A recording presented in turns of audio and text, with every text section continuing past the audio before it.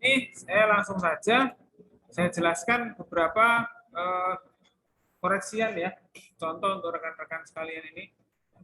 Banyak sebenarnya yang sudah bagus dalam skripsi itu, ya cuman yang ingin saya sampaikan ke antum adalah pendalaman suatu teori itu.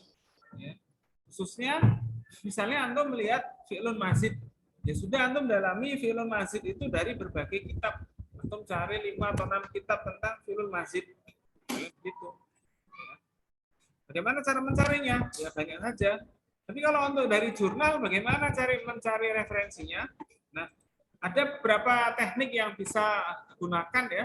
Di antaranya kita misalnya menggunakan teknik ini. Ya masuk. Kan kalau kita ini sebaiknya tulisan itu dalam setiap paragrafnya ada footnote-nya, ya, ada referensinya. Ya. Maka misalnya begini, kita kadang-kadang kalau mencari suatu referensi, itu biasanya kita kan mencari kata kuncinya kan, misalnya fi'il mazid. Ya. Lalu nanti kita akan lihat, wah ada fi'il mazid. Ya. Ini ada fi'il mazid. Itu sebenarnya antum bisa untuk lebih spesifik supaya mengeluarkan fi'il mazid saja. Misalnya kasih tanda apa? Ya, terima kasih. Kasih tanda ini ya, kutip ya. Itu nanti untuk memunculkan fi'il mazid saja. Coba antum lihat hasilnya ini 515. Nah, selanjutnya ketika diklik begini lebih spesifik. Ya, hasilnya tinggal 17. Misalnya antum surat An-Nisa gitu aja. Nah, coba begitu. Oh, nggak ada. Oke. Nisanya aja. Ada nggak kira-kira? Oh, nggak ada. Nisa itu. Wah, nggak ada juga ya. Sudah. Fi'il mazidnya aja. Nah, misalnya fi'il mazid apa namanya? Nahwu atau sorof.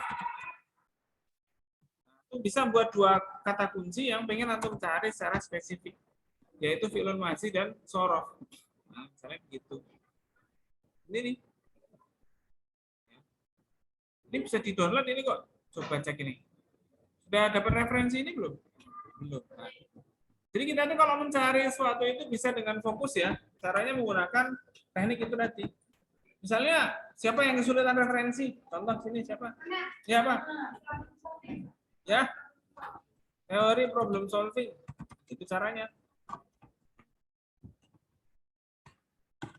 Nah, itu langkah pertama bisa pakai ini ya. Nah, ini dia. Teori konstruktivistik. Nah, ini ada juga. Atau kalau antum kurang puas, bisa antum terjemahkan dulu. Apalagi begini ya, saya tuh sebenarnya ingin khususnya teman-teman yang bahas strategi pembelajaran, terus apa namanya media pelajaran dan lain sebagainya itu kan teori-teorinya bukan berasal dari Indonesia. Nah di situ sebenarnya letak antum itu melakukan islamisasi dalam skala yang kecil itu di situ. Saya begitu. Nah ini dia kan banyak tuh. Nah, teaching gitu ya, atau Arab, gitu. Nah, ada nggak Arabic teaching?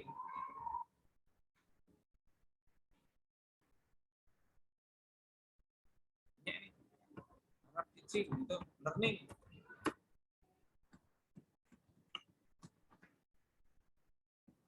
Nah, ada nih, promoting student web-based problem solving competence. Ya, bisa kayak gitu. Ya. Jadi bisa mencari teori dengan cara itu. Ya masuk. Nah,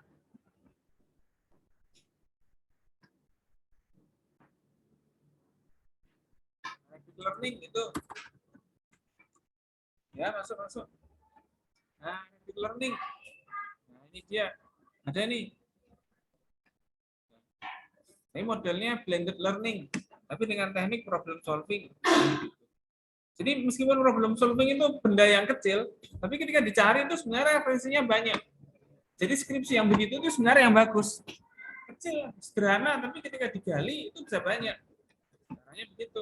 Dan bisa dihubungkan dengan yang lain. Nah, ini dia. Nah, ini dia.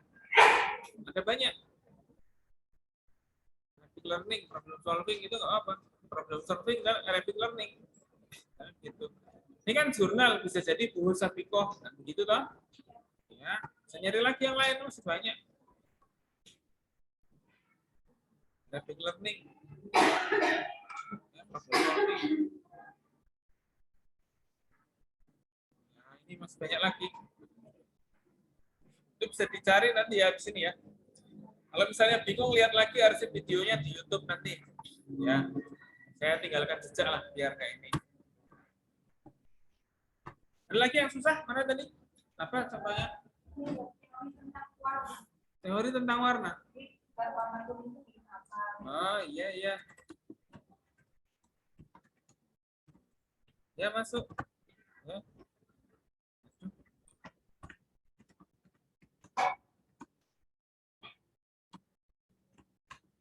Ini bisa pakai bahasa Inggris ya. Nah, ini dia color harmony. Ada nih. Atau philosophy of color.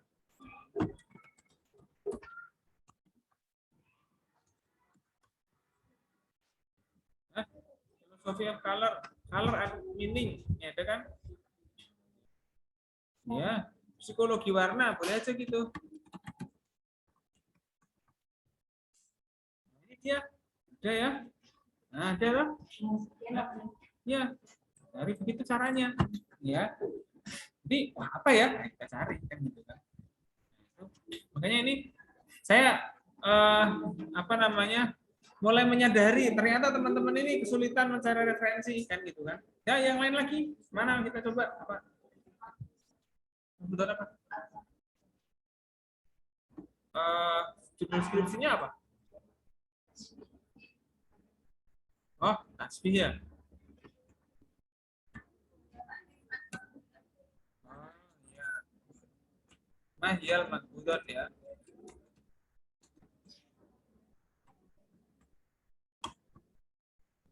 Wah, nggak ada. Mahmudot yang dihafalkan toh. Talim. Ini dia. Talimul Mahfudot. Kitab Al-Mahfudot Al-Mawdu'ah. Ini dia. Ini Tanzimat wa Idaratul Mahfudot. Darul Anasid wal Mahfudot Fitan Miyati. Nah, ini dia. Ini skripsi jelas ini. Madatul Mahfudot. Nah, ini dia. Ahamiyatul Mahfudot. Nah, ini dia ya. Ya. Tuh. Boleh aja seperti itu. Ini bisa dicari, bisa diklik, nanti bisa di apa namanya, download nanti. Ada lagi? Apa? Nah, CIPP ya, kita coba. Itu dia, saya juga nggak tahu. CIPP. Wah, CIPP yang lain. Hah? CIPP evaluation. Nah, ini dia. Nah, ini dia banyak. Ini. Nah, antum bisa misalnya begini ya. Kalau antum artikel kan, antum kalau ngerjakan sambil online itu bisa menggunakan Google Scholar untuk membantu antum membuat footnote. Caranya gini, antum klik ini. Tanda kutip, tanda gigi 2 ini antum tinggal copy toh. Kan bisa antum langsung paste ke misalnya ke artikel antum sini. Nah, ini kan bisa dipaste langsung di sini. Nah, bisa di footnote langsung kan begitu. Ya, jadi kayak di footnote begitu. Misalnya langsung antum footnote. Ya. Kan enak kan? Itu loh. Jadi antum itu kalau nemu referensi di Google Scholar itu jangan dibiarkan. Lima antum download, habis itu antum sambil buka Word-nya toh. Habis itu antum klik ini loh. Kutip ini. Nah, gimana? Ya itu langsung menunjukkan datanya. Jadi antum nggak perlu buka filenya terus ditulis satu-satu.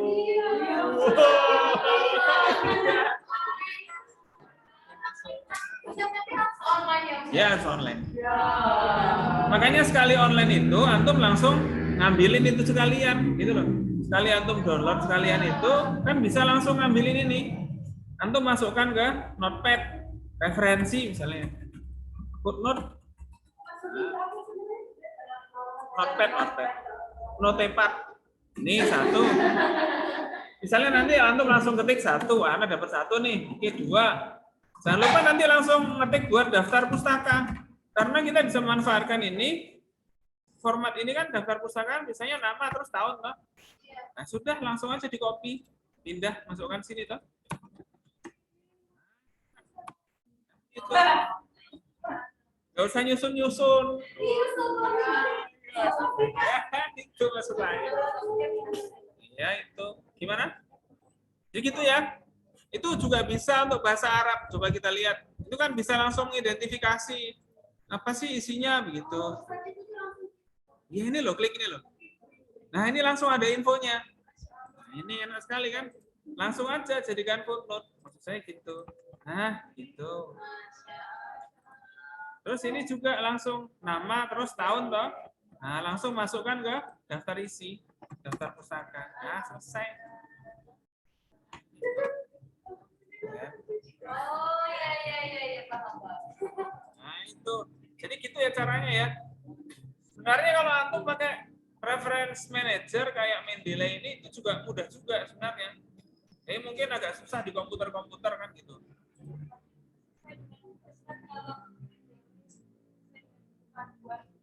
Yo bisa sesuai aja, tapi insya Allah muslimnya terima. Gitu.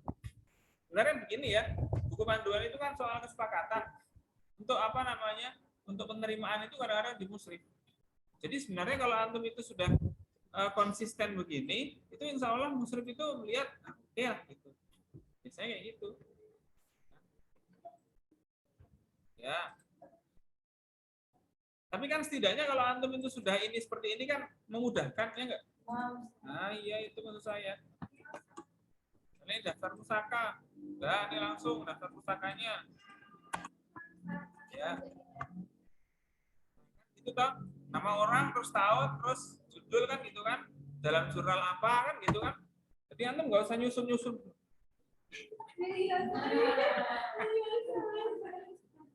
Nah aturannya itu sebenarnya aturannya itu kan umum sekali. Gitu ya. Nah ini nanti silakan disaksikan lagi di YouTube, nanti bisa dicek lah. Nah, itu. Ada lagi yang mau ditanyakan? Ini mumpung bikin tutorial sekalian ngajar. Gitu. Ya, apalagi? Ya. Tapi yang paling penting itu tadi ya, dalam artikel antum itu, kalau misalnya kurang footnote, nah ini ada teknik mencari referensi dengan cara menciduk. Itu begini misalnya. Jadi misalnya saya misalnya sedang bikin artikel ya, wah saya bingung nyari referensi yang ngomong misalnya gini, apa namanya, ilmu itu dalam Islam adalah makanan bagi kalbu, misalnya gitu. Ya sudah, antum ambil satu garis ini dan antum cari di Google. Nanti akan bicara soal itu, begitu kan? Nah, nanti antum ciduk saja referensi yang mirip dengan itu. Nah, ciduk langsung. Nah, masukkan itu. Kalau ini Google Book, makanya.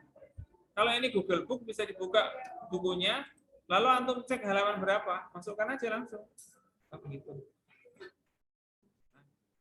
Nah, ini dia referensinya, masukkan, klik halaman 9. Itu namanya teknik menciduk. Jadi kita ciduk aja referensi yang mirip, ya, setidaknya mirip dengan yang kita bahas. Karena kadang-kadang kita itu menulis sesuatu tapi referensinya bingung. Atau kita merujuk ke satu buku saja sampai terakhir gitu, wah, cuma satu buku referensinya. Nah, itu saya perlu ditambah dengan cara itu tadi. Nah, itu ya. Saya tunggu nih referensi apa revisi artikelnya minggu depan. Jadi kalau yang kayak deskripsi itu boleh nggak ya polis gitu, itu bukan kayak yang besar tapi ya udah ya janganlah, itu skripsinya buat antum. Karena nanti kalau misalnya jurnal itu terbit, skripsi antum mau diujikan, itu skripsi antum akan dicek plagiasi toh. Nah, nanti kalau jurnalnya terbit, di situ ada skripsi antum plagiasi dong jadinya. Nah, makanya itu kan saya kasih tahu itu. Tapi kalau misalnya antum kelamaan nerbitinnya, antum akan susah untuk buat syarat untuk wisuda kan gitu loh. Ya.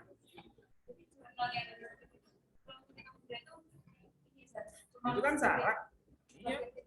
Makanya itu kan saya bilang tolong kerangka teorinya didalami. Itu kan sudah bagian dari skripsi. Kalau toh misalnya pembimbingnya mau masukkan ke skripsi ya silakan pembimbingnya. Tapi kalau dari saya untuk mendalami teori itu. Mungkin objeknya tinggal ganti objeknya. Misalnya problem solving di mana antum? Di kelas bagaimana gitu. Di Mahat. Oke. Bisa aja misalnya antum objeknya ganti di video YouTube mana yang bicara tentang belajar. Misalnya begitu. Misalnya kita cari video YouTube ya, yang isinya mengajar ya. Kita lihat, kita analisa. Di situ problem solving enggak? Kan bisa aja kayak gitu. Nah, jadi kita bisa ganti.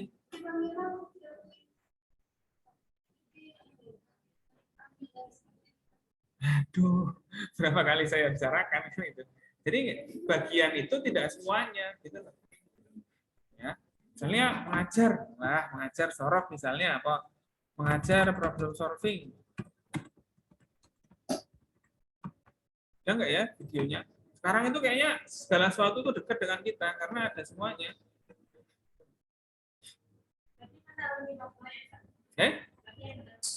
Iya mendalami teori aja, udah fokus aja. Ya itu maksud saya pengennya gitu. Jangan ngambil teorinya dipindah semua ke tugas saya, itu bukan bikin tugas namanya.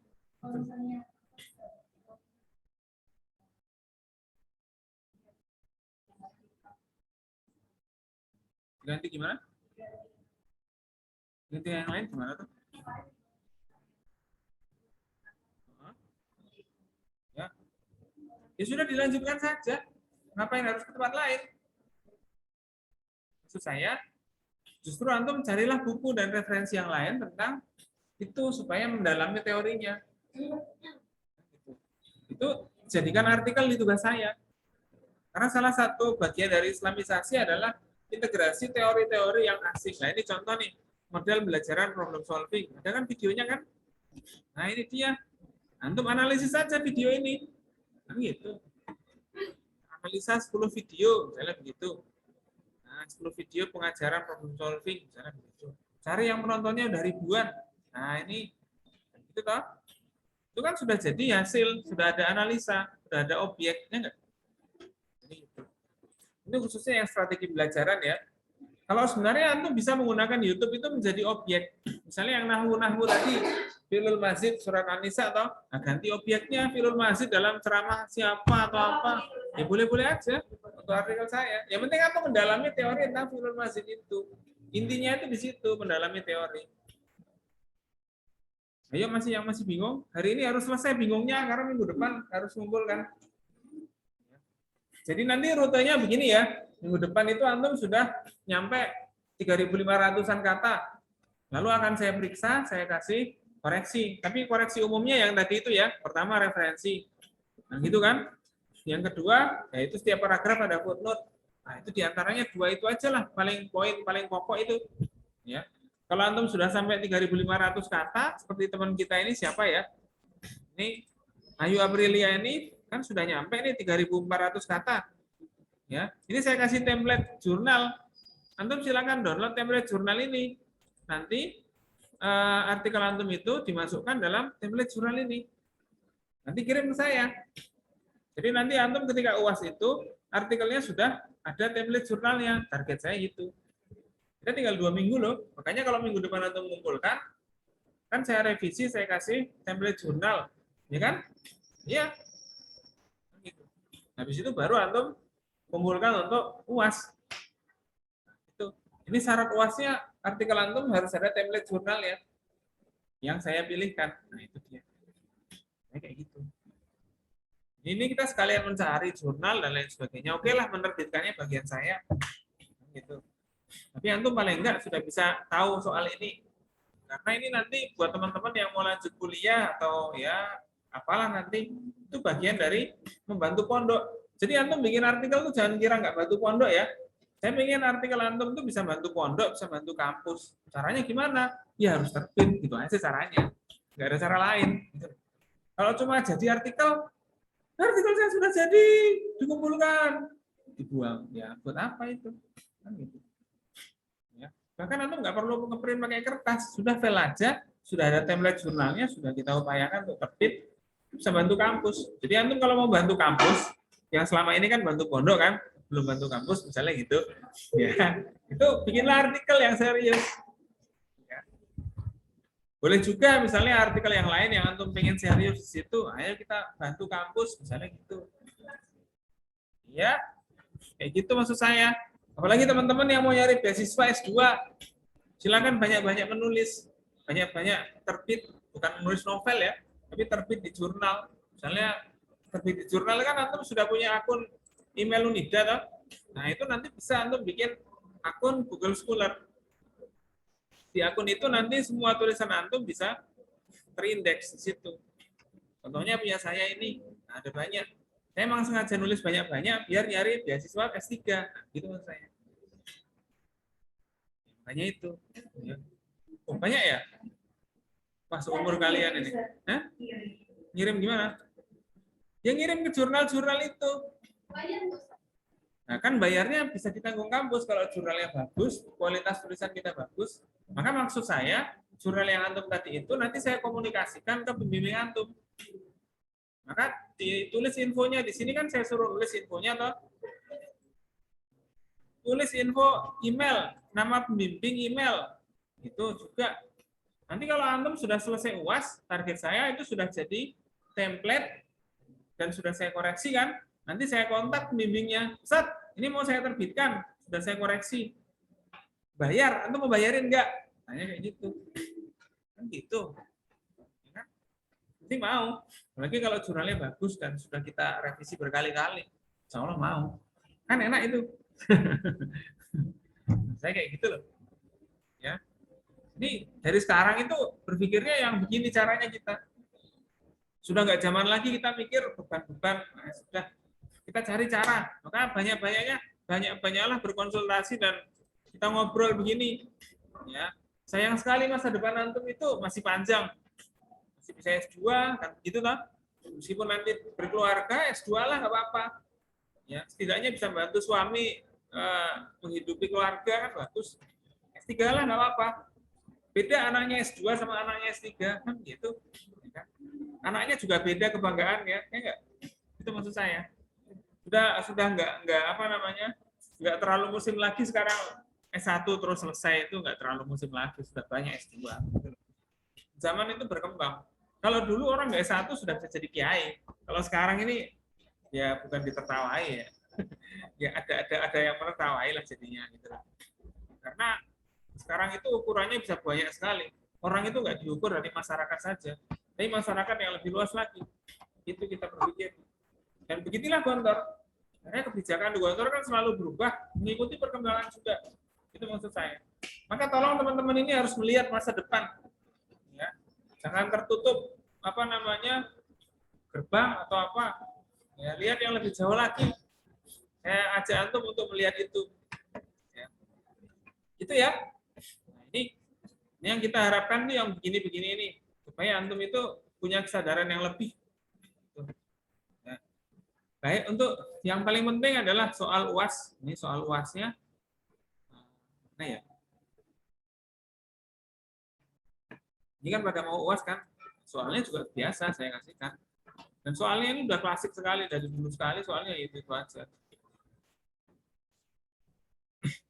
Nah ini dia soal UASnya nih. Nah ini dia. Islamisasi ini cuma 4 kan soalnya kemarin katanya minta 4. Udah saya kasih 4.